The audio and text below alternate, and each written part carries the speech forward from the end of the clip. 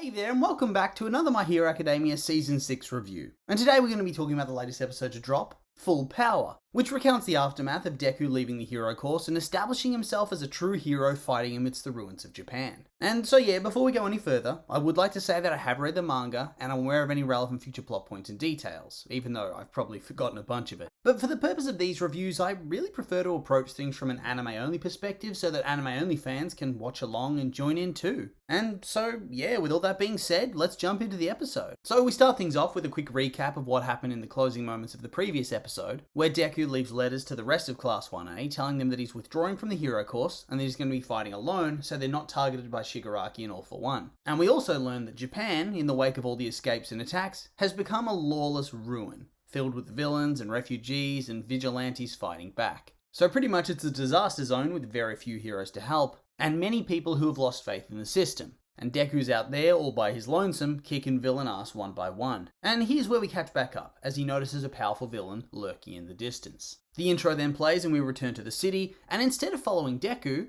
we're with some pretty minor characters honestly, Grand and Turtleneck, who were last truly relevant during the provisional licensing exam arc. And at first, I was a bit because obviously they're going to be coming up against a villain, and they're going to lose to set up the big Deku save and show how strong he is now. But at the same time, it was nice to see some of the lesser characters get spotlighted now and then, even if they're just there to take a beating and make the villain look strong, and thus make the hero look even more impressive. Anyway, the pair are walking through the ruins of a city where a villain's rumoured to have attacked the day before, looking for any civilians that they can evacuate and take to one of the shelters.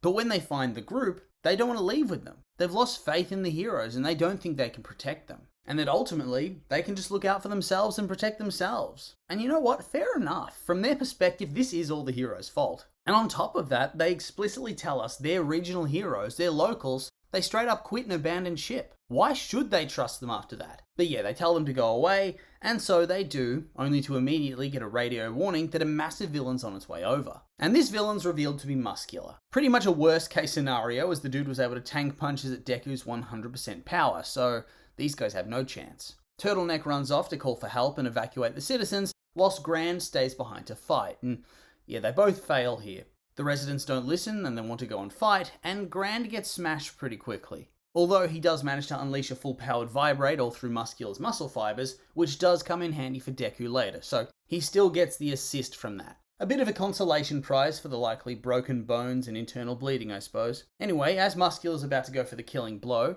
in swoops Deku to smack him away and save Yo, and handily enough, he's unlocked a brand new quirk, Smokescreen, which is the quirk that belonged to N, the user before Shimura. And this one really just feels like a stealth quirk. And it really goes a long way to make Deku legitimately invincible, because not only is he super strong and super fast, with octopus energy arms and spidey sense, but now he can use a smokescreen to hide himself. And I'm not sure how any villain, except for Shigaraki and All For One, could possibly last more than a couple seconds against him now. He can just disappear and then one-shot you from any direction. Muscular's only going to survive a little bit because he's built like a tank. But if Deku could punch 100% power over and over like All Might did to the original Nomu, it'd be over pretty quickly too. He's honestly getting a little too overpowered now, I think. And this is only at 45% of his power.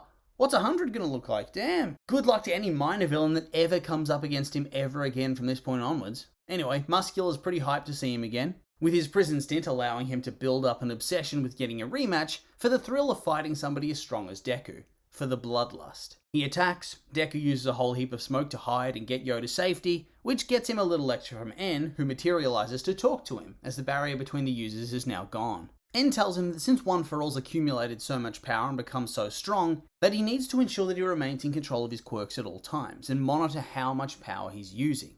And further, he kind of needs to stop thinking of them as quirks at all, but as tools that he can use to achieve his objectives. And this is probably something that would be difficult for Deku, because unlike most other people, whose quirk is an innate part of them, his isn't. They're new. And so I think it would be harder to view it as anything but a quirk, a power. But I'm guessing that kind of thinking likely comes in time. And then they fight, and Muscular absolutely gets taken to school. Dude gets smoked, Air Force smashed, black whipped into the river. And then, since Muscular fought Yo earlier, the structural integrity of his muscle fibers have been compromised, allowing Deku to pretty much knock him out in one punch.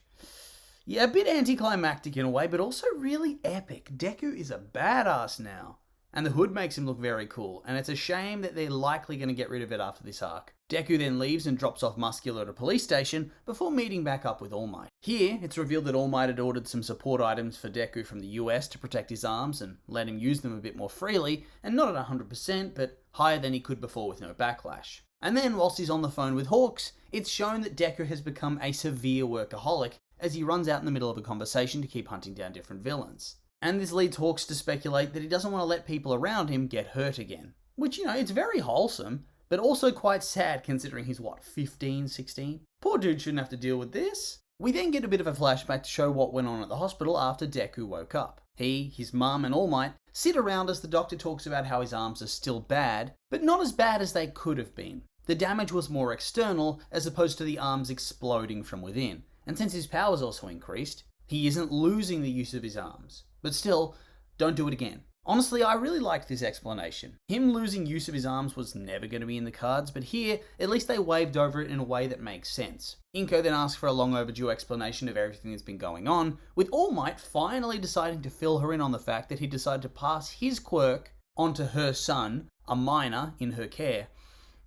Bit dodgy, mate, not gonna lie. And then the scene goes to one part heartwarming, one part heartbreaking. And Deku refuses to return to UA, as it would put too many people at risk. And instead, he's gonna go out and take the fight to the villains and stay on the move, thereby helping fix things. Whilst also staying one step ahead of All For One. We see that really sweet scene of Deku pretending to be All Might, saving his mum as a little boy, and then cuddling and laughing, and they juxtapose that with her sobbing and him comforting her. Yeah, this gave me some severe feels. All Might too, as it also brings him to tears, and leads to him stating that he's going to go with Deku no matter what, and they're going to fight this war together.